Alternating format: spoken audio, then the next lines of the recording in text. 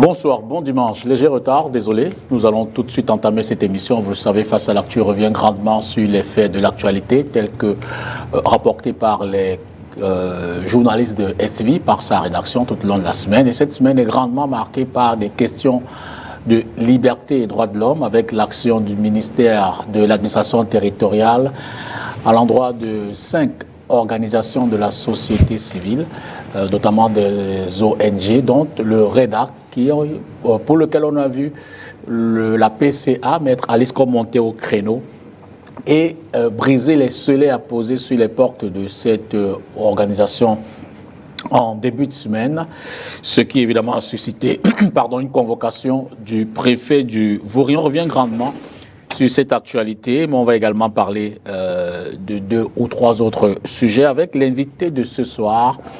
Il est avocat au barreau du Cameroun, enseignant à ses heures perdues, non pas que c'est moindre. Maître Assiré dans ce studio. Maître Claude Assiré, bonsoir. Bonsoir, M. Lipita, et merci pour votre invitation. Merci également d'être là. Merci. Alors, je l'ai dit, l'actualité, c'est d'abord le REDAC. On commence par cela. De bout en blanc, de prime abord, quelle lecture vous faites de cette actualité? Le MINAT prend une décision d'interdiction pour certaines, de suspension pour d'autres organisations, et Maître Alice Combes monte au créneau pour dénoncer cela en brisant les scellés. L'avocate est dans son droit. Alors, vous savez que Maître Alice Combes est une avocate de réputation internationale. Je pense que je serais bien mal avisé d'avoir une opinion sur les actes qu'elle peut avoir entrepris. La seule chose qu'on peut faire, c'est d'essayer de les expliquer. J'essaie d'indiquer, quand vous analysez un tout petit peu la situation, vous vous rendez compte que les scellés qui ont été apposés sont déjà eux-mêmes apposés en violation des droits du REDAC. Et il se trouve que dans la loi dont il est question, celle qui est en cause à la suite de cette action-là, c'est-à-dire le bris de scellés, le législateur a lui-même exigé dans l'intitulé du texte que les scellés puissent avoir été apposés de façon légale. D'accord. Donc si on fait l'interprétation, l'exégèse du texte, on se dit, à partir du moment où c'est scellé, peut-être qu'on pourrait avoir l'occasion de dire un mot sur la légalité de la mesure du préfet, du ministre. Du ministre, voilà, tout à fait, puisque le préfet, lui, l'intervient tout à fait après coup. La mesure elle-même étant illicite, le préfet qui l'exécute, de mon point de vue, ne se trouve pas dans la situation de légalité. Non pas d'ailleurs de l'analyse de l'examen de la décision en elle-même, tout simplement parce que la décision n'a même pas été notifiée, signifiée. Vous aurez d'ailleurs remarqué, soit dit en passant, à titre anecdotique, que beaucoup de décisions de justice, beaucoup de décisions administratives, beaucoup d'actions sont souvent attendues, espérées de l'autorité administrative, de l'autorité politique d'une façon globale, sans que cela ne donne lieu à une telle célérité, une telle promptitude dans l'exécution. Donc, vous allez comprendre par vous-même que la façon dont cette décision a été mise à exécution, elle-même laisse quand même se profiler un tout petit peu le soupçon d'une malveillance de la part des autorités administratives. Prenons ce cas. Disons-nous que l'autorité n'a pas respecté la loi. Maître Alice Combes est-elle fondée de briser les scellés apposés illégalement? Je vais vous redire ce que j'ai déjà dit. Je pense que la décision a été prise, elle est déjà en elle-même illicite, illégale. D'accord. Peut-être aurait-on pu encore éventuellement discuter de est-ce qu'elle est habilitée, elle, à décider par elle-même de la légalité ou non. Bien. La question peut se poser. Il y a des légalités ou des illégalités qui sont manifestes, il y en a qui ne le sont pas. Nous, on pense que celle-là, elle est manifeste. Mais on n'est même pas à ce stade-là. Le problème, c'est, peut-on exécuter une décision qui n'a même pas été portée à la connaissance de la personne qui est concernée? Parce qu'au moment où Maître Alice Combes se rend au siège du REDAC pour constater que des scellés ont été apposés, à ce moment-là, la décision n'a pas encore été signifiée, donc elle ne peut pas être opposable au rédac. Et donc, par conséquent, pour moi, l'illégalité, elle est double.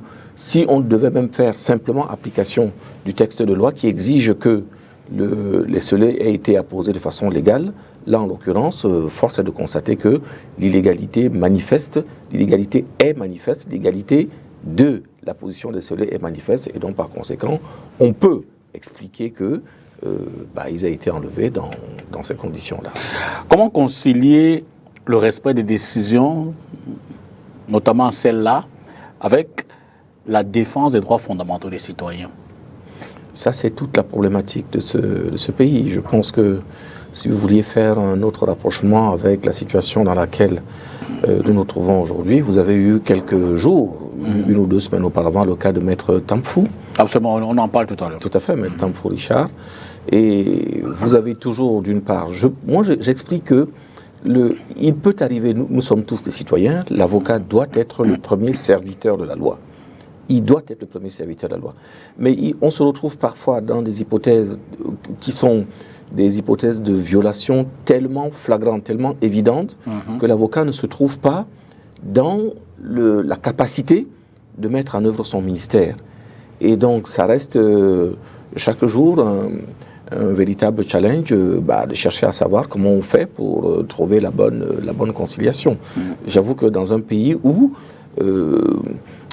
les autorités ne sont pas dans l'intention de respecter leurs obligations, leurs contraintes, c'est-à-dire celles de l'état de droit, l'avocat et tout autre serviteur de la loi peut parfois se retrouver confronté à ce dilemme. L'autre question qui se pose, c'est sur le plan purement du droit, quelles sont les voies de recours qui auraient dû, si tant il est que la loi n'a pas été respectée, être faites? Alors, faites les lois, les voies. Et là, vous parlez de quoi? De la décision d'origine ou bien des scellés? Des scellés. Parce que les scellés, et ils arrivent, beaucoup de monde... oui, sur les scellés, en fait. Oui, je pense que pour moi, de mon point de vue, il aurait fallu faire un référé pour obtenir la main levée de la position des scellés. Mais encore une fois, comme je l'indique, moi je pense que d'un point de vue... Bon, alors la saisine d'une juridiction, elle, en revanche, elle ne pose jamais aucune difficulté. Bien sûr. Le seul ennui encore pour nous, c'est que imaginez voir que vous introduisez une requête et que cette requête elle-même, parce que la position des scellés en l'occurrence constitue une voie de fait, bien, et que la position des scellés et que l'introduction, la décision, son traitement soit en même temps court-circuité par les autorités qui refusent de le mettre, de l'audiencer dans les délais, ou alors que l'administration atermoie en faisant des renvois dilatoires. Vous vous rendez bien compte que dans ces conditions-là, le justiciable, aujourd'hui, reste pratiquement face à sa seule responsabilité, c'est soit subir une injustice avec l'ensemble des conséquences que cela peut avoir, ou alors éventuellement affronter la justice, enfin l'illégalité devant laquelle il se trouve confronté, c'est-à-dire se retrouver confronté soit à la justice, soit éventuellement à l'administration. Je pense que ça reste un véritable dilemme. Les seules personnes qui sont en mesure de montrer une direction intangible, ça ne peut être que les autorités publiques. Okay. À la fois l'administration et la justice. Si elles-mêmes savent se soumettre à ce que les anglophones appellent le due process of law, je ne sais pas si on peut dire la même chose en administration, je pense qu'à partir du moment où elles savent elles-mêmes se soumettre à la loi dans son intégralité, je pense que un bon exemple vaut toujours mieux qu'une bonne leçon. Les administrés ou les justiciables vont nécessairement suivre, et dans ce cas-là, ils pourront plus facilement subir la rigueur de la loi, qu'elle soit la loi de procédure administrative ou la loi de la procédure judiciaire, parce qu'ils savent qu'ils ont affaire à des gens qui sont de bonne foi. Mais chaque fois que vous avez affaire à des gens qui essayent de ruser, d'utiliser la loi pour leur compte, d'utiliser la loi pour essayer de nuire à autrui, il est évident que quand vous allez trouver des personnes qui sont relativement, on va dire, peureuses, pusillanimes, timides, elles vont se soumettre. Mais si vous rencontrez des gens qui ont également un grand caractère, il y a toujours un risque qu'il puisse y avoir ce conflit. Et malheureusement, ce conflit peut ne pas rester au stade du conflit individuel entre une personne et une autre, peut avoir vous savez, je dis toujours, quand vous voyez en Tunisie le départ de Ben Ali, qui a été le tout-puissant président tunisien, ça a été une étincelle. Absolument. Une toute petite étincelle, voilà. C'est un vendeur ambulant qui, se sentant frustré, s'est immolé par le feu, c'est pour ça que je parle d'étincelle, et ça a entraîné tout le printemps arabe que nous avons connu, la Tunisie, puis ensuite par effet de contagion, etc., etc. Donc je pense que les autorités ont toujours tort de croire que seule la force abrupte, la force aveugle, la force sans aucune discussion fonctionne. Il y a un moment où je crois qu'il faut déjà se soumettre soi-même à la loi avant de pouvoir imposer aux autres le respect de la loi. Alors, l'interdiction et même la suspension des autres organisations, ces deux faits sont-ils conformes aux engagements internationaux du Cameroun, notamment en ce qui concerne les droits, les droits de l'homme et les libertés? Là, ici, on parle de la liberté d'association. Absolument. Voilà. Qui n'est pas seulement qu'un engagement, international. C'est vrai que ça compte. Mais avant d'être un engagement international du Cameroun, c'est d'abord aussi, avant tout, une simple prescription constitutionnelle. La Constitution du Cameroun, je ne vais pas faire l'injure à vos téléspectateurs qui écoutent souvent les débats savants qui sont dispensés sur vos antennes. La Constitution du Cameroun est un tout global. C'est un corpus. Et vous savez que la Constitution du Cameroun a eu l'idée ingénieuse d'intégrer la Déclaration des droits de l'homme. Et la Déclaration des droits de l'homme est le préambule de la Constitution. Et le tout fait dans un bloc de constitutionnalité qui a la même force, la force obligatoire. Or, cet engagement indique pour le Cameroun l'obligation de respecter la liberté d'association. Et là, en l'occurrence, cette liberté d'association qui, évidemment, encore une fois, liberté ne veut pas dire libertinage, ça ne veut pas dire licence. Absolument. Donc on peut admettre le contrôle, mais même ce contrôle doit être lui aussi un contrôle respectueux. Et il ne peut pas y avoir de décision ou de suspension ou d'interdiction qui dépasse les limites de ce qui peut être tolérable. Là, en l'occurrence, la décision du ministre est manifestement un excès de pouvoir, non seulement parce qu'il y a une violation de la règle constitutionnelle, mais j'ai pris l'exemple aujourd'hui, par exemple, de la soumission à la simple loi elle-même de 1990 sur laquelle il s'appuie, qui exigeait qu'il ait été préalablement saisi par le préfet. Absolument. Donc, si les choses avaient été faites convenablement dans le respect de la loi, il faut que sur proposition, la loi dit sur proposition du préfet, il peut interdire pour une durée qui ne doit pas dépasser les 3 mois. Bien, lui, il est allé dans la durée maximum de ce qui lui est prévu, portant ainsi atteinte à la liberté d'association du REDAC, sans que préalablement, il n'ait pris la peine de se faire soumettre une proposition de suspension par le préfet. Et ce n'est pas un hasard si c'est le préfet, parce que c'est le préfet qui est le plus proche, qui est en mesure de pouvoir signaler quoi que ce soit. Or, il ne me semble pas que le préfet du Vouri ait jamais signalé au ministre de la Justice qu'il y avait un risque de trouble à l'ordre public. Je voudrais juste encore, si vous voulez qu'on joue toujours, il a pris 4 motifs. Et aucun de ces motifs, d'ailleurs, vous allez me dire, la notion d'ordre public peut donner lieu à des débats doctrinaux à l'infini. Mais là-dedans, on imagine un trouble qui est un trouble direct, un trouble certain, un trouble immédiat, à la paix, à la sécurité. Quel est dans le cadre, le contexte du REDAC? Vous dira que tout au moins en tant que Minat et en tant que secrétaire du Conseil permanent de la sécurité, il a des instruments précis qui lui donnent ces indications. Oui, mais je vous dis encore une fois, vous savez, ça c'est l'interprétation qu'on pouvait avoir dans les années 1962, au tout début de l'indépendance. Aujourd'hui, rien n'empêche de convoquer une partie pour lui dire, voilà, nous avons eu telle information et indiquez-nous de quoi il retourne. Ça s'appelle tout simplement le principe du contradictoire. Derrière une association, vous avez non seulement des droits, il y a une idée. Il est rien moins que question de droits de l'homme. Absolument. Droits de l'homme. Donc je pense qu'on n'y touche pas comme ça. Moi j'indique toujours que même politiquement, le ministre est aussi, il n'est pas seulement que ce que vous indiquez, c'est aussi le membre d'une équipe gouvernementale qui est dirigée, dont l'énergie, la philosophie est insufflée par le président de la République, lequel a mis au cœur de son action de laisser la liberté et la démocratie au peuple camerounais. Bien. Donc je pense qu'on n'y touche pas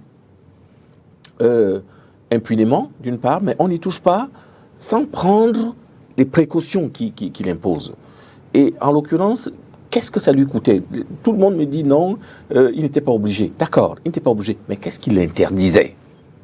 Rien n'interdisait de solliciter, par exemple, des éclaircissements, éventuellement une relance, dans un délai lui-même bien encadré, et ce n'est qu'au terme de cette démarche, si elle se révélait être infructueuse, qu'il n'a pas fait. Moi, je pense qu'il s'est gardé de le faire parce qu'il avait de toute façon déjà son intention qui était arrêtée. Et au demeurant, je pense qu'il se doutait que s'il l'avait fait, il aurait eu les réponses qu'il souhaitait et il n'avait pas envie de les avoir. Selon le MINAT, lui, l'investigation date quand même de 3 ou 4 ans déjà, le rapport de la NIF aussi. Vous voulez qu'on parle de 3 ou 4 ans? Vous pensez vraiment, sérieusement, M. Dipita, qu'il aurait eu des informations pareilles depuis 3 ou 4 ans, des informations qui portent sur le terrorisme? On en parle à l'instant, le temps de prendre le premier reportage qui revient évidemment sur d'abord les faits, tels qu'observés par notre rédaction et surtout la réaction de Maître Alice Combes, qui a brisé, on l'a dit, les scellés à poser sur les portes de l'institution qu'elle co-préside au conseil d'administration. Suivez plutôt. Transmise à Maître Alice Combes ce 10 décembre 2024 est également jugée illégale. Monsieur le préfet me convoque pour 11 heures aujourd'hui, à 1 heure de la convocation, je reçois le papier sous couvert de la chefferie. Évidemment, la chefferie devait chercher parmi les habitants de Canton Bel où se trouve Maître Alice Combes, que le préfet ne connaît pas. Et donc, moi, je lui dis que je ne suis pas au chômage. Je suis occupé. Et je ne peux pas répondre à une convocation qui allait se promener au Canton Bel avant d'arriver ici et 1 heure avant l'heure à laquelle il me convoque. C'est non. Il peut faire ce qu'il veut. Il ne me verra pas s'il me convoque de cette manière illégale. Même la justice, qui est une institution, se donne le devoir de vous convoquer, de vous citer, en vous laissant au moins 5 jours entre le moment où il vous envoie la convocation et le moment où vous devez comparaître. Maître Alice Combes, co-PCA du REDAC, précisons-le, a brisé les scellés apposés ce 9 décembre 2024 sur les locaux de l'institution. Alors que de nouveaux, plus solides, y ont été posés et les forces de maintien de l'ordre en faction, l'avocate, qui rappelle qu'elle est inscrite au barreau du Cameroun et exerce depuis 1968, sous autorisation de l'ancien président de la République Amadou Ahidjo, dit n'avoir pour seul patron la loi. Et c'est celle-ci qui a été utilisée pour attaquer la décision du ministre de l'administration territoriale. Nous avons attaqué la légalité de cet arrêté de monsieur le ministre, parce qu'il n'est pas au-dessus de la loi, encore moins au-dessus des tribunaux. Nous, on choisit la voie légale. On a donc saisi les juges d'un recours pour excès de pouvoir. C'est prévu.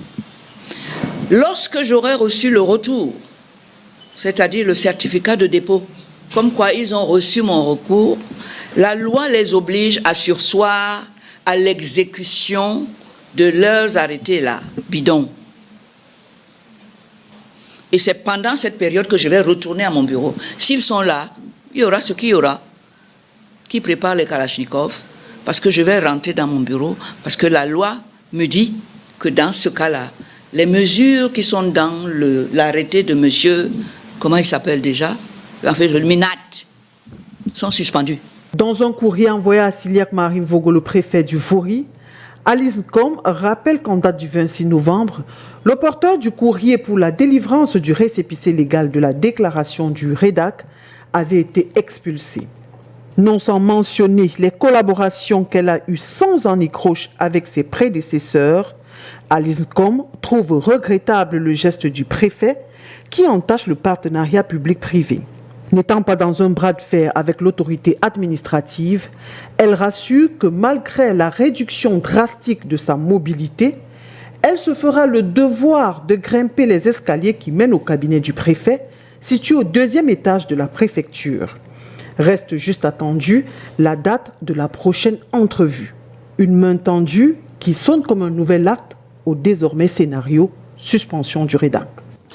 Maître Claude Assira, justement sur le motif, et je vais lire l'arrêté du MINAT, est nul et de nul effet pour défaut d'autorisation et activité de nature à porter atteinte à l'intégrité du système financier national.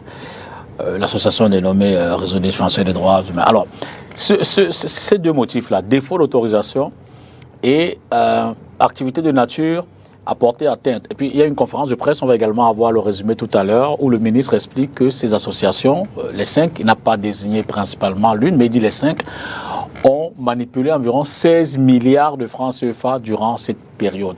Sur ces mobiles, sur ces motifs, quelle lecture vous en faites? Quelle analyse juridique qui peut se dégager? Je trouve que, encore une fois, quand on prend une décision aussi grave, d'accord, non seulement pour la vie, la réputation de ces associations, pour l'idée, la grande idée du respect des droits de l'homme, dont je vous ai dit qu'elle était au centre de la pensée du président de la République, qui est le chef de l'exécutif, le chef de l'État, et que derrière les associations, vous avez également des salariés, vous avez des gens qui travaillent, voilà, non seulement au sein de l'association, mais tout autour. Quand on prend une telle mesure, surtout à la veille de la célébration de la Journée internationale des droits de l'homme, on doit quand même s'entourer d'un minimum de précautions. Absolument. Vous me dites que ça fait 4 ans que ces constatations ont été effectuées. Est-ce que vous pensez vraiment qu'il est sérieux que le ministre puisse affirmer, que quelqu'un puisse penser qu'on a pu avoir connaissance des informations graves qui sont indiquées, dont certaines portent sur l'atteinte à l'équilibre financier, d'autres au financement du terrorisme ou des soupçons de ce genre, sans qu'un ministre, personne d'autre ni la justice, n'ait eu l'occasion de se mettre en œuvre? Et vous direz qu'il a l'opportunité de... Il a le choix de l'opportunité de l'action. Non, s'il vous dit ça, je pense qu'il peut vous le dire. Mais c'est son droit de pouvoir justifier ce qui est en réalité tout simplement une action purement et simplement arbitraire et illégale. Parce que beaucoup de nos dirigeants confondent d'ailleurs souvent l'opportunité et l'arbitraire. Voilà. Je voudrais vous signaler en passant que si vous examinez, je ne sais pas combien il y a d'associations qui exercent légalement au Cameroun, je ne suis pas sûr que la tension du MINAT se porte de la même manière, de façon équivalente sur l'ensemble de ces associations. Donc je pense que le fait qu'il ait déjà eu l'occasion de choisir que quelques-unes d'entre elles, au nombre desquelles celles qui reviennent presque toujours dans son attention, à savoir le REDAC, doit déjà interpeller sur l'orientation, la mentalité de ce membre du gouvernement. Et là, en l'occurrence, encore une fois, avoir connaissance d'une infraction, de comportements qui sont anormaux depuis quelque temps, sans avoir eu simplement à interpeller les responsables pour leur dire « Nous avons constaté ceci que nous dit la NIF. Nous avons constaté que vous ne nous avez pas envoyé vos comptes. Nous avons constaté que vous n'êtes pas en règle. Est-ce que vous n'avez pas vous ne pouvez pas m'apporter des justificatifs ?» La seule chose qu'il trouve à faire, c'est uniquement de prendre un arrêté. Non, mais disons que préalablement, ce n'est pas non plus aujourd'hui que le REDAC et le MINAT se retrouvent face à face dans ce... Et quelle a été l'issue des autres J'ai l'impression que nous sommes à l'issue, justement, parce que plus d'une fois, le REDAC a été interpellé sur la gestion des fonds qu'il recevait. Et d'ailleurs, il y a eu des menaces à l'époque de sceller des comptes et autres. Donc, il me semble que ce serait, je ne suis pas forcément dans le dossier, la continuité de ces enquêtes. Non, vous passez beaucoup trop vite là-dessus. Je pense que chaque fois que le problème, le REDAC a été interpellé, le REDAC a toujours eu à apporter les éclairages qui lui ont été demandés. Je crains que, comme la plupart des personnes, qu'on se contente uniquement des effets de manche du membre du gouvernement. Si vous avez des choses aussi importantes à reprocher, encore une fois, ce que me disent les gens, c'est de me dire simplement, il n'est pas obligé d'eux. Quand on n'est pas obligé d'eux, ça ne signifie pas qu'il est interdit d'eux. Si vous avez des accusations qui reposent sur les éléments qui sont manifestement patents, qui sont anciens, qui sont constants, comme vous avez l'air de le dire, qu'est-ce qui vous empêche simplement de les brandir, les apporter? Vous dites non, il n'a pas dit comment étaient répartis les fonds. C'est pourtant là-dessus qu'il s'appuie. C'est dommage qu'il ne le fasse pas. Bien. je vous dis, il ne peut pas le demander auparavant au rédac parce qu'il sait très bien que s'il fait cette demande-là, il va avoir les réponses. Et si vous voulez qu'on prenne chacun des éléments que vous venez d'indiquer, on peut en parler sans aucun problème. S'agissant d'abord de la question de la légalité, du rédac. Tout à fait du rédac, le rédac dépose un certain nombre de demandes, comme cela est prévu, pour pouvoir être enregistré comme étant une association. On leur délivre un récépissé qui malheureusement comporte une erreur dans la dénomination. Et ils font des demandes pour leur permettre de continuer à exister. Vous allez voir que pour le rédac, le ministre prend 2 décisions. Vous en avez une qui est une décision de suspension, 3 mois, et une autre qui est une décision d'interdiction. Il interdit le rédac, parce que le rédac, en s'appuyant sur l'approximation de la dénomination, qui est faite par ses propres services, les mêmes services ont refusé plus tard de procéder à la correction qui leur a été demandée à plusieurs reprises, et il va sanctionner l'autre rédac qui, lui, a effectivement exercé, c'est lui qui fait l'objet de suspension. Donc, le ministre est dans une exploitation, je veux dire, ambiguë des propres turpitudes de l'administration que lui-même il crée, et il essaye de faire foisonner là-dessus une illégalité qu'il reproche abusivement et illégalement au rédac. C'est la raison pour laquelle il refuse. Et je vous dis, il ne pourra pas, quel que soit le lieu, nous allons l'attaquer. Ce que dit Maître Alice Combes est tout à fait exact. Nous allons nous situer sur le terrain républicain. Et nous allons trouver des autorités judiciaires qui sont suffisamment républicaines pour faire constater à Mondovision que le comportement de ce ministre n'est pas un comportement normal. Mais j'ai juste, moi, du mal à comprendre l'attitude de vous, journalistes, et de vos collègues, qui avaient l'air d'accepter, alors que nous savons très bien quel est le comportement excessif. Vous faites un procès auquel vous avez déjà jugé et pris la sentence. Je vous fais un procès, je vous dis. Nous posons des questions, maître. Je vous fais un procès parce que, non, mais enfin, je vous dis, quand vous avez discuté avec des journalistes tout au long de la semaine, que vous avez entendu leur jugement, leur sentence, que vous avez discuté avec des gens, d'autres personnes qui sont censées être, je veux dire, qui se présentent comme étant les garants de l'ordre absolu. Enfin, moi je dis, je préfère être prudent la plupart du temps. Et là, en l'occurrence, j'aurais aimé, quand vous essayez de les pousser un peu dans l'air retranchement, ils vous disent non, le ministre n'était pas obligé. Je pense qu'il vaut mieux inverser le cours des choses. Celui qui prend la décision, c'est le ministre. Celui qui a l'obligation de motiver, c'est le ministre. Et on ne motive pas une décision uniquement par incantation. Parce que ça veut dire que même vous, M. Dipita, rien n'empêche que, d'ailleurs, je ne sais pas si vous avez jamais fait l'objet, vous avez des confrères d'ici à Douala qui, eux, ont déjà connu lire la colère de ce même ministre. Prenez les exemples sur mes confrères, parce que moi. Il est possible, non, quand je dis vous, pas vous-même, voilà, oui, d'une façon la corporation, évidemment que... Rien n'empêche ce ministre dans les mêmes conditions. Et les gens oublient toujours qu'il pleut sur tous les toits. Moi, quand j'entends mon voisin crier, ça m'interpelle parce que je pense que si ce n'était pas lui, ça aurait pu, c'est peut-être un coup de malchance simplement, ça aurait pu être moi aussi. Et son cri de douleur m'interpelle. Donc je me méfie toujours des gens qui d'emblée considèrent que à partir du moment où une autorité a décidé, il n'est pas possible de faire autrement. Parce que malheureusement, l'arbitraire existe. Voilà, voyez-vous, il existe dans ce pays. Et quand vous l'avez vu auparavant se mettre en œuvre à plusieurs reprises de la part du même ministre contre différentes personnes, il a pris des décisions qui interdisaient aux gens d'avoir de l'émotion. Lorsque le président de la République, à un moment donné, on ne savait pas si c'était... C'est étonnant. Il a pris des décisions contre des journalistes au motif que les chaînes les émissions qu'il diffusait avaient une tendance qui était continuellement à l'encontre des idées que lui défend, etc., etc.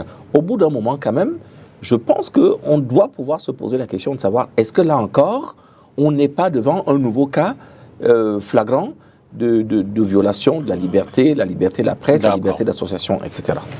Prenons le deuxième reportage et justement on va écouter la version du ministre, la motivation des décisions. Il n'y en a pas. Il n'y a pas de motivation. Vous allez écouter, c'est un reportage d'Olivier Boussike à Yaoundé. Je vous prie de regarder. De suspension de 5 associations et ONG vise principalement à lutter contre le blanchiment d'argent et le financement du terrorisme. Les rapports de l'Agence national d'investigation financière, ANIF, le MINAT a constaté que les montants reçus par ces associations et ONG ne cadrent pas avec leurs activités sur le terrain. D'abord, ces montants sont exorbitants et n'ont pas de traces.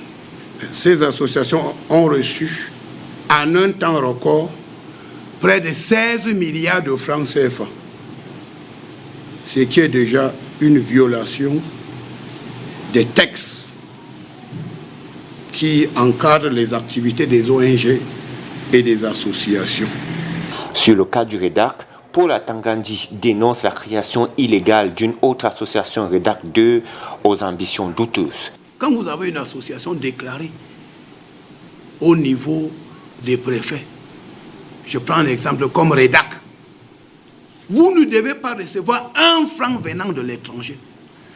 Toute donation faite à un organisme à but non lucratif d'un montant égal ou supérieur à 500 000 francs CFA doit être consignée dans un registre ouvert au ministère de l'administration territoriale ou au ministère de l'Intérieur.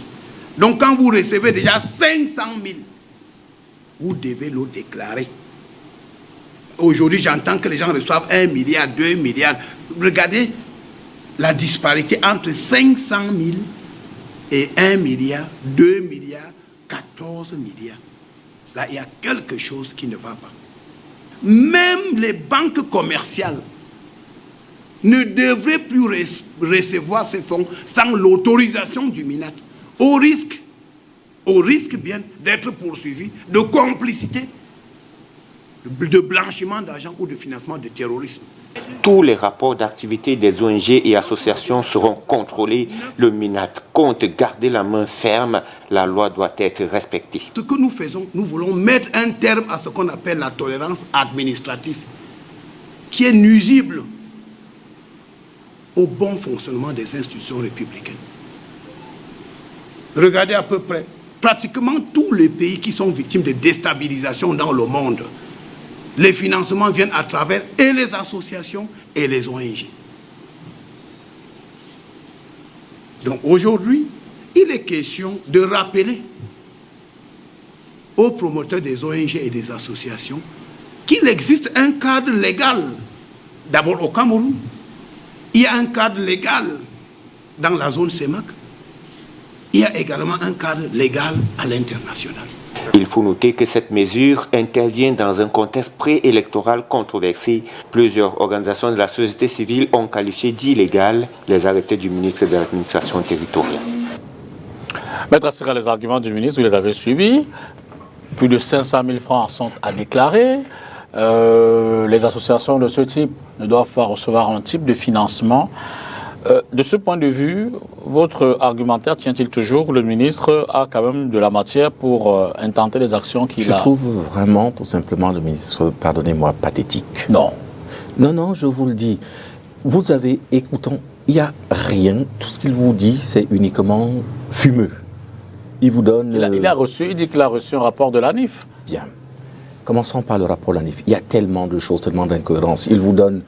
Je vous dis, quelqu'un qui a une telle... qui prend une décision qui doit peser sur avoir autant de conséquences, doit quand même être un peu plus sérieux. Bien. Vous dites qu'ils ont reçu 16 milliards en une courte période. Quelle période? Mais ce sera maintenant la parole de l'un contre celle de l'autre. Mais je veux dire que, et dans ce cas, le tribunal va... On n'est pas, M. Lipita, entendons-nous, on n'est pas ici dans la parole de l'un contre la parole de l'autre. On a un membre d'un gouvernement. Oui, d'accord. Qui porte atteinte à la réputation et à l'activité d'une association en prétendant qu'il y a... Sur la base des éléments dont il dispose. Tout à fait. Bien. Donc, ces éléments sont lesquels? Il aurait pu rester dans son bureau tranquillement. Personne n'est allé le chercher. Mais justement... Je termine, oui, pardonnez-moi. Allez-y. C'est lui qui prend le soin de s'adresser à la communauté, à la presse. Donc on s'attend à ce qu'il aurait pu se contenter de prendre ses décisions on s'en serait contenté. D'accord. Vous et moi, on aurait commenté. S'il décide de convoquer une conférence de presse, on s'attend à ce qu'il y apporte des éléments. Comment pouvez-vous vous contenter de ce que vous entendez là? La NIF est dans son droit le plus absolu de signaler le nombre de fois où il y a des centaines de rapports, des lignes, des milliers de kilomètres de pages. Que fait la NIF, qui est tout à fait dans son droit de signaler qu'il y a eu, je pense que même vous-même, si vous recevez de l'argent, moi je suis avocat, je pense que la NIF a déjà dû signaler un jour qu'il y a eu tel ou tel transfert. C'est tout à fait normal. Il vous appartient après, lorsque vous êtes interpellé, d'aller en faire la justification. Mais au moins, vous avez l'indication. Il y a eu tel jour, telle somme, de tel montant, qui vient de tel endroit, et qui peut éventuellement, ça s'appelle une déclaration de soupçon. Soupçon ne veut jamais dire qu'il y a forcément une accusation. Pourquoi le ministre ne prend pas la peine de le vérifier, de le faire vérifier? Bien, il se contente de choses vagues, indiquant que oui, la NIF, il a reçu de sommes pendant une courte période, pendant une certaine période, des sommes de 16 milliards. Il ne vous dit même pas, sur les 5 associations, laquelle a eu tel ou tel montant, et que ces montants sont énormes. Donc, en agitant ainsi les chiffons rouges, en agitant des chiffres qui sont balancés ainsi... En même temps, à la limite, il faut l'investigation, mais je veux dire que sur cette base, il a pris les décisions. Maintenant, il revient, et d'ailleurs, il demande à ces structures qui sont sanctionnées d'apporter des justificatifs. Il leur a donné, je crois, jusqu'au 25 janvier pour apporter ces éléments. Si tant il est donc que ces structures ont des arguments pour dire le contraire, qu'elles l'apportent. Vous avez besoin de faire une conférence de presse pour demander à des sociétés, à des structures. Si on ferme STV, oui, que vous êtes au quartier, à la maison, vous ne pouvez plus venir travailler, et on va donc demander aux responsables de STV, bon, ok, très bien, pendant que c'est fermé, pendant que vous ne pouvez plus émettre, pendant que vos sponsors, vos partenaires, vos salariés sont au quartier, vous, dans ce cas-là, apportez, vous trouvez que c'est normal. Est-ce que ça ne se fait pas avant? Si on fait le regard sur la base d'un rapport de la NIF.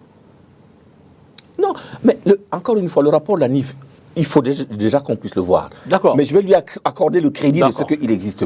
Le rapport de la NIF ne peut pas faire autre chose que de dire qu'il y a eu un transfert d'argent. Point. Un transfert d'argent ne veut rien dire. Monsieur Dipita, le rapport de la NIF, déjà, premièrement, n'est pas adressé à ce ministère. Le rapport de la NIF est censé être adressé, il a un parcours, un circuit que tout le monde connaît. Absolument. Et ce sont ces personnes-là qui sont censées mettre le rapport de la NIF en application. Jamais de la vie, vous n'avez entendu dire que la police judiciaire a convoqué le REDAC pour aller se justifier sur des transferts de sommes qui pouvaient avoir un caractère... Le MINAT est l'autorité de tutelle des associations aussi. Je veux dire que si, sur la base d'un rapport d'une institution existante, n'importe laquelle existante, un membre du gouvernement concerné par, dont il est la tutelle d'une structure, observe qu'il y a manquement de la loi, est-ce que ce membre du gouvernement ne peut pas interpeller? Il y a manquement à quel niveau, encore une fois? En fait, je me base sur là. Non, mais vous affirmez, vous ne vous basez pas. Non, j'affirme pas. Vous affirmez, si. Il y a le rapport, je vous dis, donnons-lui crédit de ce que ce rapport existe. D'accord. Ce rapport ne peut pas avoir fait autre chose que de signaler qu'il y a eu 16 milliards qui sont rentrés, voilà. Il y a eu des transferts. D'accord. Accordons-leur ce crédit-là. Personne ne sait sur quelle période. Ça peut être sur 5 ans, sur 10 ans. Le ministre ne l'a pas précisé. Et nous, on n'a pas le rapport, pas de vers nous. Qu'est-ce qui dit que ces structures ne pouvaient pas avoir reçu des subventions, qu'il était illégal que cela se soit fait sur cette période? Rien du tout. D'accord. Bien. Donc, sur ces bases-là, admettons, allons dans votre idée, qui consiste à se dire que, effectivement, il est dans son devoir régalien de contrôle. Le contrôle, c'est pour vous, c'est la sanction immédiate, le jour où vous décidez d'intervenir. Est-ce que ce n'est pas d'appeler ces associations pour leur dire « apportez-moi les justificatifs », sinon, si vous ne le faites pas dans un délai de 8 jours, de 15 jours, vous risquez, vous encourez ceci. Ça ne vous paraît pas plus logique comme ça? Il a sanctionné, tout simplement. C'est la logique de l'avocat, peut-être pas la mienne. Bon, je ne veux pas non plus singulariser le débat. Je veux dire que je ne suis pas, j'essaie simplement de comprendre le ministre. Mais au-delà, le maître Aliscom a décidé d'aller donc à la rencontre de l'autorité administrative locale, donc le préfet du Vouri. Elle a été convoquée demain. C'était dans un premier temps ce lundi. La convocation est décalée, je crois, au 19, donc il me semble que c'est jeudi. Alors, ce que je voudrais savoir derrière, c'est comment peut-on concilier ce besoin d'aspiration à plus de liberté quand on est un citoyen face à la barrière administrative qui tout le temps se met comme... Vous avez tort de croire qu'il y a une logique de l'avocat. Il y a une logique tout court. Ça s'appelle le bon sens. Voilà. Et il paraît, d'après ce que on nous a appris autrefois, que le bon sens était la chose du monde la mieux partagée. Si j'ai un soupçon, moi, que peu importe mes fonctions, qui que vous soyez, qui que vous ayez en face, quand vous avez une suspicion et que vous entendez prendre une décision qui risque d'avoir des conséquences sur les gens, vous ne sanctionnez pas d'abord avant de vous demander ce qu'il va en être après de demander des preuves. S'il y avait eu une urgence, il n'aurait pas attendu 4 ans. S'il a attendu 4 ans, ça veut dire qu'il pouvait attendre encore 8 jours. Ce que je note, vraiment je suis un peu mal à l'aise dans le débat, dans l'échange, mais je veux dire que, et on est plus ou moins d'accord là-dessus, le ministre s'est fondé sur un rapport. Donc, a priori, il devrait avoir passé le stade de la suspicion, si le rapport existe. Il aurait passé le stade de la suspicion. Il dit donc, stop, venez justifier ces fonds, a priori. Moi, c'est un peu la lecture que je fais. Mais comme je dis vraiment, le ministre a fait sa conférence pour s'en défendre. La question que je voulais savoir, c'est, de manière pacifique, comment est-ce que le REDAC, par exemple, ou alors tout citoyen, face à une situation comme celle-là, qu'il présenterait comme une injustice, comment pouvoir réclamer son droit de façon pacifique, sans forcément heurter? Vous faites une affirmation, mais après vous me posez une question. Vous faites un procès tout le temps là-bas. Je suis tout. au tribunal, le maître, je ne veux de pas, maître Claude Assira. Honnêtement, je vous assure que ce que nous disons, ça ne concerne pas le REDAC, ça concerne la défense des droits, des droits de tout le monde. Et je vous assure qu'il est important qu'on en parle. La déclaration de soupçon, encore une fois, est tout à fait normale. La NIF reçoit des déclarations de soupçon de toutes les banques et de tous les établissements financiers. Donc qu'elles en reçoivent de la part du REDAC ne peut être que normal si le REDAC reçoit des sommes importantes, si le REDAC reçoit des sommes de l'étranger. C'est tout à fait normal. Ça s'appelle une déclaration de soupçon. Bien. Mais encore une fois, le soupçon n'est pas le fait. Il appartient à celui qui doit entreprendre une procédure de s'appuyer sur un fait. Et là, aujourd'hui, vous et moi ne pouvons pas spéculer en donnant le bon Dieu sans confession au ministre en disant, pour vous, en disant que le fait qu'il ait reçu ce soupçon était suffisant pour lui pour pouvoir entrer en voie de décision comme il a fait. Ça me paraît complètement incohérent. C'est ou anticipé ou illogique. C'est anticipé parce que il me semble que rien ne lui interdisait de leur demander d'apporter des preuves. Ça se trouve, elles n'ont juste pas eu l'occasion d'avoir à se justifier. Elles sont dans le cadre d'une activité qui est une activité tout à fait normale, puisqu'elles reçoivent des fonds, des subventions. Si vous voulez, on va y revenir. Vous pouvez toujours, pour les informations que moi j'ai pu recueillir, vous avez des rapports financiers qui indiquent... disons peut-être un mot là-dessus quand même, pour ne pas... Allons-y. Voilà, oui. Il s'agit de subventions qui sont reçues dans le cadre de projets, pour ce qui m'est revenu. Et vous avez des rapports qui permettent de l'indiquer. Vous savez très bien, et je pense qu'aujourd'hui, tout le monde finit par savoir ce que c'est qu'un projet. Un projet avec des organismes internationaux, c'est on vous dit, nous voulons que vous réalisiez telle étude, ceci, que vous fassiez tel acte de promotion de ceci. Voici le budget que nous vous allouons.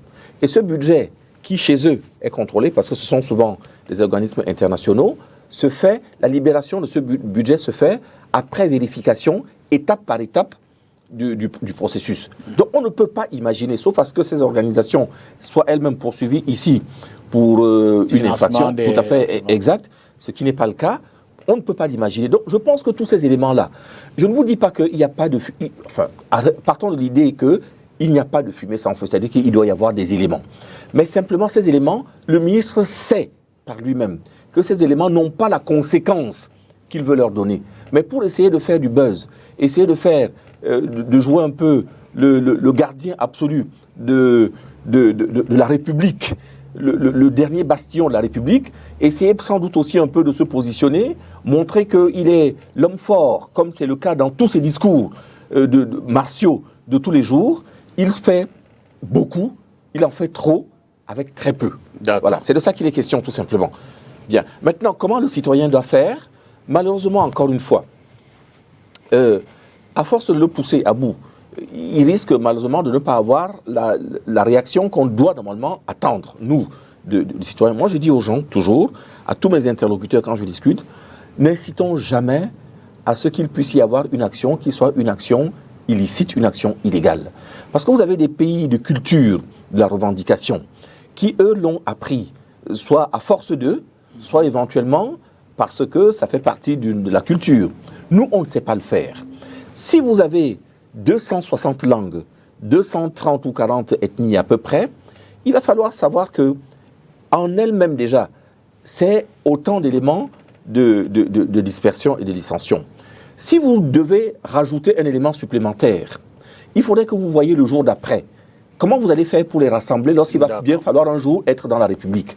Donc, restons toujours dans la logique. Malheureusement, le jour où ça va finir par éclater, comme c'est arrivé dans d'autres pays auparavant, eh ben, ce n'est pas parce que il y aura eu des gens, des Assira qui auront poussé à la roue. C'est malheureusement souvent, très souvent, un sentiment de ras-le-bol qui conduit le peuple à avoir des réactions. C'est pour ça que moi, l'attitude de mes dirigeants m'importe peu, parce que c'est d'elle que détermine. Malheureusement pour nous autres, le petit peuple, eux, ils ont déjà pris le soin de se ménager à l'étranger un avenir. Ils vont se soigner tranquillement s'il y a des difficultés.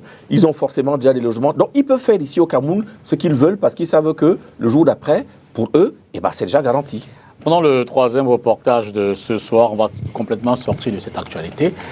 On va tout de suite parler tout au moins en thème de reportage, la culture et ce contrat, cette signature de contrat entre la SCAP et Spectrum Télévision STV qui décide donc de respecter ses engagements vis-à-vis des artistes et des différents auteurs. Suivez plutôt. Voilà qui scelle l'aboutissement heureux de plusieurs semaines de négociations. La SCAP, entendez, Société civile des arts audiovisuels et photographiques, espère un partenariat périn avec le groupe Spectrum. Ce n'est pas un impôt, ce n'est pas une taxe, c'est une rétribution. C'est-à-dire c'est le paiement de ce qu'on a utilisé comme œuvre d'artiste. Nous avons donc entamé ce recouvrement-là et avec Spectrum, tout s'est très bien passé. Nous avons passé pratiquement 3 semaines à négocier et aujourd'hui c'est l'aboutissement de cette négociation pour le paiement des arriérés dus par Spectrum. Tout s'est très bien passé aujourd'hui par la signature d'un protocole d'appurement de ces arriérés. Et nous avons également fait d'une pierre deux coups par la signature d'un contrat de représentation de l'exploitation des œuvres des artistes. Il n'est pas possible d'imaginer des médias sans musique, sans images ou visuels. Les professionnels de ce secteur d'activité doivent pouvoir vivre de leur art et ça, Spectrum l'a bien compris. C'est un droit qui est dû. Et nous savons que les chaînes de télé consomment beaucoup les œuvres des artistes. Donc, on doit pouvoir payer le droit d'auteur une fois que les œuvres des artistes ont été utilisées. Et c'est ce pourquoi Spectrum a été ouvert donc, à cette négociation qui voulait qu'on puisse apurer d'abord la dette qu'on avait vis-à-vis des artistes à travers l'organisation de gestion collective qu'est la SCAP et ensuite maintenant négocier le droit d'auteur qu'on pourrait payer pour le futur. Et c'est ce qu'on a fait afin de résorber ce problème qui voudrait qu'on donne l'impression qu'on ne sait pas ce que c'est que le droit d'auteur. Nous, à Spectrum, on sait ce que c'est que le droit d'auteur et nous pensons que lorsqu'il est dû, il faut payer. Non sans rappeler l'urgence de sensibiliser les acteurs de la société sur ce que sont les droits d'auteur, les deux entités se sont promis un partenariat gagnant-gagnant. On a été ouverte au fait qu'on ne va pas tuer la poule aux œufs d'or. Donc c'est ce qui a sous-tendu normalement nos négociations. C'est que autant nous devons honorer le paiement des droits d'auteur, autant la SCAP doit comprendre que Spectrum ne doit pas fermer les portes parce que le droit d'auteur l'a asphyxie. La signature du protocole d'accord transactionnel pour l'appurement des paiements des droits d'auteur aux organisations de gestion collective des droits d'auteur et la signature du contrat général de représentation de l'année 2025 par Spectrum ont eu lieu ce 12 décembre 2024 en présence du délégué régional du ministère des Arts et de la Culture pour le littoral, des membres signataires sous la supervision de Maître État avocat conseil et producteur. Maître Assira, peut-être un sujet qui pourrait également bénéficier de votre décryptage, ce qui est devenu l'affaire Maître Tanfou Richard, comme on le sait, qui a été séquestré puis embarqué par des éléments de la gendarmerie nationale, mais surtout derrière la sortie ou alors la rencontre entre le barreau, ou le conseil de l'ordre, et le secrétaire d'État à la gendarmerie, qui derrière suscite des commentaires selon lesquels le barreau n'a pas été suffisamment ferme dans sa position vis-à-vis de cette actualité-là. Alors je pense que on sera toujours jugé quand on est dans l'action. On sera toujours jugé. Il y a des gens pour qui on ne sera jamais suffisamment ferme si on n'a pas procédé à la suspension de la robe, si on n'a pas marché, si on n'est pas allé casser, fracasser ou aller pendre sur un croc de boucher le secrétaire d'État à la Défense, etc. Je pense qu'il faut toujours aussi savoir raison garder. Le barreau, le conseil de l'ordre s'est réuni dès le lendemain du jour où on a eu connaissance de cet incident, de cet événement. Nous avons pris des mesures.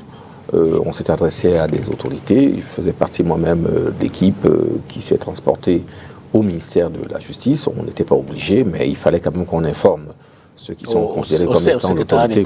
On a été au secrétaire d'État à la Défense.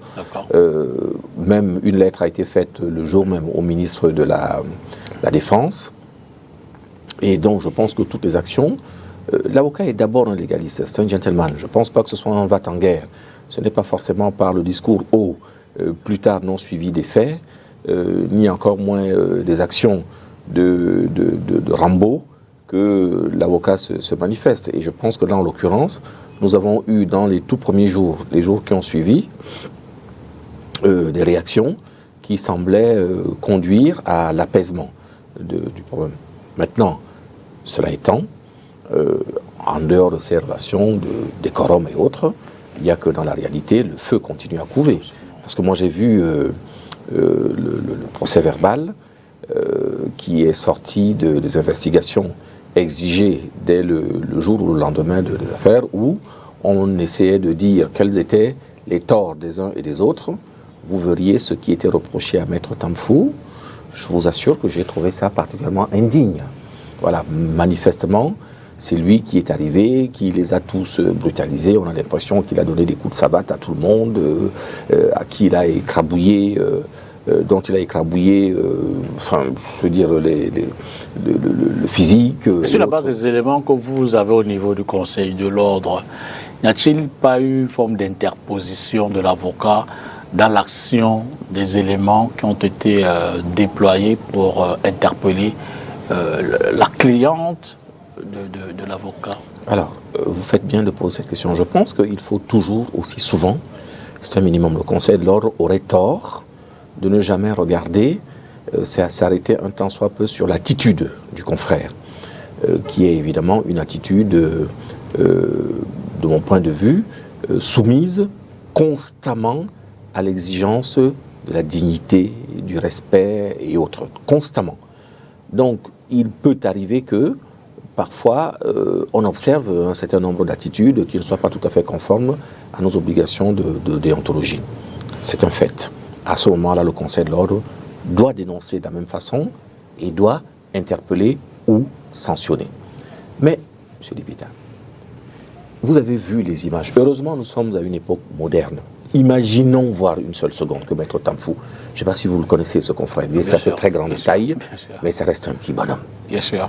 Est-ce que ça méritait vraiment ce déchaînement de violence que nous avons tous vu, au point où, même neutralisé par terre, qu'on ait fini par lui marcher dessus, lui piétiner. Ce qu'on voulait pratiquement, c'était sa mort, lui faire le plus mal possible, foulant ainsi au pied non seulement un homme dans sa dignité, une profession, puisqu'il était, il faut le dire, dans l'exécution de sa mission d'avocat, de son ministère d'avocat. Vous n'avez pas l'impression qu'il y a là-dedans quelque chose qui est tout simplement absurde, un déchaînement que rien n'explique de violence et de passion. Moi, j'avoue que franchement, on ne peut pas mettre les deux en parallèle. Alors, même si le confrère a pu, éventuellement, on n'y était pas, on n'était pas des témoins visuels. Mais je ne veux pas, encore une fois, nous sommes, nous, tous tenus d'analyser également le comportement du... On peut imaginer, même si on devait imaginer que le confrère ait eu ou un mot ou une attitude qui ne soit pas tout à fait conforme à ces exigences déontologiques, ce que nous avons vu après est indigne. Il va sans dire que le collégien littoral s'est excusé au nom de la gendarmerie de ces égarements des éléments. Ce n'est pas des excuses là en l'occurrence, parce que moi je pense que les excuses, c'est trop facile. Okay. Ça ne mange pas de pain, comme on dit trop facilement. Nous aurions aimé voir, lorsque vous êtes en rupture d'un comportement et d'une attitude, vous prenez des mesures qui s'imposent. C'est l'autorité hiérarchique. Il peut y avoir des mesures, tout au moins, dans un premier temps de suspension, peut-être une procédure disciplinaire, sans doute une procédure judiciaire derrière, parce qu'il s'agit de faits qui sont répréhensibles, qui sont punissables par la loi. Donc, là, en l'occurrence, on a eu droit simplement à des excuses. Et lorsque nous voulons entrer dans le vif du sujet pour parler de choses sérieuses, on nous dit tout simplement que non, eux, ils ont été bousculés par... Justement, c'est la question que je voulais savoir, je voulais vous poser. Le Conseil de l'ordre a-t-il des éléments sur la suite donnée à cette affaire? Alors, à partir du moment où des choses... Ah oui, vous voulez dire la suite qui aurait été donnée éventuellement par... Alors, le Conseil de l'ordre est un peu aujourd'hui... L'enquête est ouverte, c'est un peu ce qu'on nous a dit, mais concrètement, où en est-on? Alors, je n'ai pas les derniers éléments depuis à peu près une semaine, pour être honnête avec vous. D'accord. Tout ce que je sais, c'est que le confrère, à un moment donné, a dû intervenir sans qu'il n'y ait tout à fait la clarté. Je pense que le plus simple, ça aurait été de pouvoir refaire le point. Nous allons avoir un conseil de l'ordre, je crois, mardi. Peut-être que si vous me réinvitez après mardi et que ce dossier est évoqué, j'aurai certainement des choses beaucoup plus pertinentes. Mais avant de vous réinviter, conclure avec, mais tant faut me garder dans l'ordre, vous êtes démissionnaire. Je suis démissionnaire de mon poste de trésorier. D'accord. Voilà. Mais je reste membre du Conseil de l'ordre. Voilà, le trésorier est un membre du Conseil de l'ordre. C'est la condition pour être nommé trésorier. J'ai été élu par l'ensemble de mes confrères, la communauté des avocats, pour être membre du Conseil de l'ordre, c'est-à-dire les représenter à l'instance d'exécution. Et profitant de cela, le bâtonnier m'a donné la charge de la trésorerie de l'ordre. Et après 2 ans et demi à peu près de collaboration, il m'a semblé qu'il ne m'était plus possible de continuer à assumer cette charge. Ça n'a aucun lien avec les prochaines élections? J'aime bien, vous voyez le petit sourire, apparemment innocent que vous posez. Non, évidemment que ça n'a strictement rien. Je pense que je me suis retrouvé confronté à une difficulté. Parce que quand vous avez été dans l'action, comme on l'a été, et je vous le dis tous les jours, j'ai été extrêmement fier du travail que nous avons effectué ensemble pendant 2 ans. On a essayé, il était immense, et je ne peux pas dire qu'en 2 ans et 4 mois, on ait réglé tous les problèmes. Il y en a beaucoup, mais au moins, on a essayé de remettre, on va dire, une visibilité, de redorer un peu le blason, la devanture de cette maison qui était délabrée.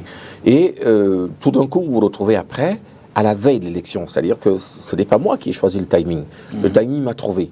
Et je n'avais le choix qu'entre soit cautionner une décision que je ne pouvais pas, à laquelle je n'adhérais pas du tout. Il se trouve que c'est moi qui étais le trésorier. J'aurais eu tout à fait une autre fonction. J'aurais été spectateur. Vous aurez remarqué que je n'ai pas déféré la mesure devant les autorités judiciaires pour contester la mesure du Conseil de l'ordre. Je me suis incliné. Je respecte la loi, la décision du bâtonnier et celle du Conseil de l'ordre. Sauf que moi, trésorier, ma signature, c'est un cas de conscience. Je ne peux pas accompagner un acte que ma conscience accepte. Et Dieu sait que j'ai fait tous les efforts du monde pour essayer de comprendre que je pouvais faire quelque chose, mais je n'ai pas réussi à le faire. Et je n'avais pas d'autre choix que de partir. Ça n'a rien à voir avec les élections. Il n'y a pas de calcul, il n'y a pas de mesquinerie. Je garde toute ma sympathie à Maître Mba, Éric Mba, qui m'a fait l'honneur de me désigner à cette fonction particulière, que j'ai rencontré comme étant homme, individu avec lequel j'ai travaillé dans un lien de collaboration et de respect mutuel. Tout n'était pas toujours rose tous les jours, mais c'est aussi ça, la collaboration. J'ai eu beaucoup de plaisir à collaborer avec lui, sauf simplement pour ces décisions-là, mais je lui conserve l'entièreté mon estime et de mon amitié. D'accord. Une autrice dans l'actualité de la semaine, vous l'avez certainement appris, Coco Ateba nous a quittés, ce chantre de la musique et de la culture camerounaise. Ça est allé à Paris ou en France où elle vivait. Baked Alidji Notom nous en fait une petite note dans ce journal, dans cette émission, pardon.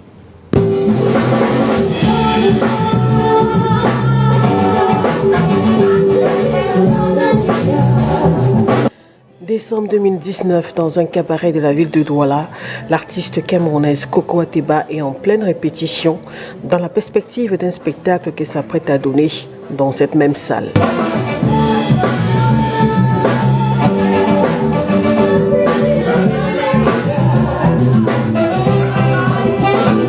Cinq ans plus tard, notamment ce 13 décembre 2024, c'est avec une vive émotion que les mélomanes apprennent le décès de cet artiste à Paris, en France, des suites des maladies. Chanteuse, guitariste, Coco Ateba, native de Zoétélé, a marqué l'histoire de la musique camerounaise par la douceur de sa voix et aussi par des textes engagés. Auteur-compositeur, elle a été influencée dès son plus jeune âge par des artistes comme Henri Ndjo ou encore Elvis Kemayo. On lui doit des titres à succès comme Yomeyel Ayoub, Nelson Mandela, Taxi ou encore Je suis bien ici. Adieu l'artiste. Maître, peut-être un commentaire? Évidemment, d'abord, toute ma compassion pour ses proches, sa famille. Je ne connais pas sa vie privée, mais j'imagine qu'elle doit avoir eu autour d'elle des proches, peut-être des enfants, conjoints, mais enfin bref, déjà toutes mes condoléances. Mais évidemment, nous tous, nous sommes un peu orphelins. Qui n'a pas connu Coco Ateba, qui a été, je pense, l'expression de l'art à une époque où ça avait une signification, quelque chose de particulier. Elle n'a pas plongé dans les rythmes faciles, simples, qui étaient la traduction, qui sont souvent la traduction de votre culture traditionnelle pour faire une musique qui était tout à fait originale. C'était l'une des rares femmes aux côtés de Anne-Marie Ndié, Annie Zouer et autres, et avec une musique qui était tout à fait originale, qui nous a tous bercés. Évidemment, profond regret. Évidemment que nous associons nos émotions tristes et notre compassion à tous ceux qui sont marqués par cette disparition. Maître, on va peut-être parler de politique aussi. Cette semaine, on a pu voir des partis politiques réunis au sein notamment de l'ATP, monter au créneau, conférence de presse avec Olivier Bdillet et autres, Célestin Djamène, notamment à Yaoundé, autour d'une actualité qui, depuis plusieurs semaines, mine ce regroupement-là. Il s'agit, je ne sais pas si c'est un lieu de leadership, mais toujours est-il qu'il y a une dissonance dans ce groupe. Vous, quand vous regardez cette disparité au sein de l'opposition, c'est vrai qu'ils s'en défendent, ils disent qu'il y a plusieurs oppositions. Est-ce qu'à moins de 14 mois d'élection présidentielle, cette tendance n'est pas pour conforter qui c'est peut-être le candidat du parti au pouvoir? Alors, 14 mois, il m'a semblé, vous l'avez dit peut-être 11 mois. 11, sensiblement. C'est ça, tout à fait. Sinon moins, nous sommes en décembre. Voilà, beaucoup moins que ça. Sensiblement 10 même, disons. Bon, vous savez, l'opposition camerounaise est un peu à l'image de notre société. C'est-à-dire qu'il y a longtemps que la foule du Cameroun ne sait plus faire foule. Et là, aujourd'hui, force est de constater que il n'y a pas d'organisation, il faut un projet, il faut un leader, il faut un homme. On a eu l'occasion de le regretter. Il y a eu 6 ans et quelques mois qui se sont écoulés depuis la dernière élection présidentielle. Ils finissent par se réveiller. Si on regarde le verre à moitié vide, on va se dire c'est 6 années et demie de perdu, et peut-être encore les années d'avant, peut-être 42 ans d'ailleurs, de perdu au cours desquels on aurait pu, quand on sait quel est l'adversaire, quand on sait quelle est sa faiblesse, sa fragilité, le président Biya leur a offert quand même au moins une chose qui est, à mon avis, qu'on retrouve rarement dans d'autres élections, c'est la continuité, c'est-à-dire la visibilité de ses faiblesses. Pendant 42 ans, vous avez largement la possibilité de savoir qui est votre adversaire, ce qui n'est pas toujours le cas ailleurs. Et donc se retrouver tous les jours, dans une sorte de répétition des mêmes incapacités peut être parfois un tout petit peu lassant. Mais si on veut regarder le verre à moitié plein, ce que moi j'ai envie de voir ce soir à votre émission, c'est de me dire, bon, ils se sont quand même réunis. Voilà, ils se sont réunis. Alors, cette lecture, vous dites, à partir de là, ils ne sont pas forcément en capacité de prendre le relais. Moi, je doute énormément. Vous savez, il y a tellement de... il ne suffit pas de s'être rencontrés, tout simplement. C'est des choses qui se travaillent. Voilà, ça exige, pour ce que nous avons pu voir ailleurs, les Camerounais croient toujours qu'ils vont inventer le fil à couper le beurre. Personne n'a inventé l'eau chaude. Aujourd'hui, la façon de se structurer est connue. Et quand vous avez été si incapable de vous mettre dans un moule commun pendant tout ce temps-là, malgré pourtant, Dieu sait que on leur a offert encore une fois des tas d'opportunités, tous les scandales auxquels on a été confrontés pendant 6 ans et demi étaient quand même au moins chacun d'eux autant d'occasions qui leur étaient données de se réunir, de s'interpeller, voilà. Les égos, pensez-vous que là aujourd'hui, en quelques jours, les égos des uns et des autres qui sont surdimensionnés vont, voilà. Eux, ce qu'ils veulent, à mon avis, j'ai l'impression que l'opposition du Cameroun est dans sa tête uniquement formée pour pouvoir savoir qui est le deuxième, qui va être le deuxième. Voilà. C'est ça, à mon avis, les seules ambitions. Est-ce qu'ils ont vraiment envie d'accéder à la présidence de la République? Je ne vois pas là-dedans une volonté, je ne vois pas les moyens, je ne vois même pas une action qui est orientée vers cela. Je ne la vois pas. Ça suppose évidemment qu'il puisse y avoir une coalition, qu'il puisse y avoir une organisation à la fois humaine, structurelle, stratégique, pour vous permettre de faire face à la grande machine que nous avons en face, c'est-à-dire un président de la République qui est là depuis longtemps, des personnes qui sont au pouvoir, qui ont donc des rentes de situations qu'il faut réussir à débloquer, une administration sclérosée, mais qui tient également à ses avantages, des chefs traditionnels qui ont la même mise, qui sont les relais du pouvoir, un parti politique qui est ancien et qui est roué aux joutes. Vous pensez vraiment, sincèrement, moi je veux être optimiste, hein. Moi je demande qu'une chose, c'est pour ça que je suis moi-même un tout petit peu une victime de cet amateurisme de notre opposition, parce que je ne demande qu'une chose, c'est l'alternance. Voilà. Et je dis toujours l'alternance, ce n'est pas que pour l'alternance, c'est une nécessité absolue pour un pays. Voilà. Il faut qu'il y ait un regard nouveau. Chaque fois que vous faites la même chose avec routine, si vous rentrez dans votre bureau, vous n'allez pas voir les anomalies qu'il y a, les défauts de peinture, les toiles d'araignée. Et je raconte toujours cette histoire parce qu'elle est vraie, d'un de mes amis d'enfance qui rentre dans mon bureau, le bureau dans mon cabinet d'avocat, et où je rentre tous les jours, et c'est lui qui me signale, écoute Claude, tu vois pas là-dedans, il y a une toile d'araignée que moi je ne vois plus, parce que je suis tellement habitué qu'elle a fini par rentrer dans mon conscient et mon inconscient. Et donc il faut qu'il y ait quelqu'un d'autre qui rentre dans cette maison du Cameroun et qui essaye de voir comment on peut faire pour avoir des routes, comment on peut s'organiser pour avoir un réseau téléphonique ou Internet qui permettent aux acteurs individuels de travailler, comment on peut permettre de renouer le lien social, le lien national, le lien affectif. Et vous dites en définitive que l'opposition s'est également arrimée, accommodée à cette toile d'araignée. Moi, je pense que l'opposition est un peu bavarde. Elle est beaucoup trop bavarde et peu agissante. Et quand elle décide... À sa décharge, est-ce qu'en face, il n'y a pas je veux dire, en termes de moyens financiers, ressources humaines, même c'est peut-être de stratégie, est-ce que la machine en face ne contribue-t-elle pas effectivement à la maintenir, sinon à la noyer davantage dans cette posture? C'est tout à fait vrai.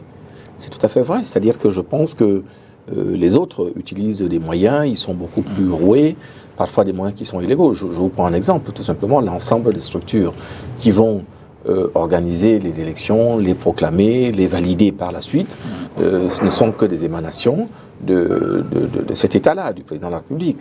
Si vous voyez le Conseil constitutionnel, je crois que vous avez dû l'annoncer au nombre de vos titres, le Conseil constitutionnel, quand j'ai fait moi le contentieux post-électoral il y a 6 ans et demi, presque 7 ans de cela aujourd'hui, on a été étonnés. La veille, en préparant le contentieux qui devait avoir lieu le lendemain, en recherchant simplement le profil des membres qui composaient le Conseil constitutionnel, on s'est aperçu qu'au moins 4 d'entre eux étaient, au moment où on se parlait, membres du comité central ou conjoints d'une épouse qui était membre du conseil du comité central.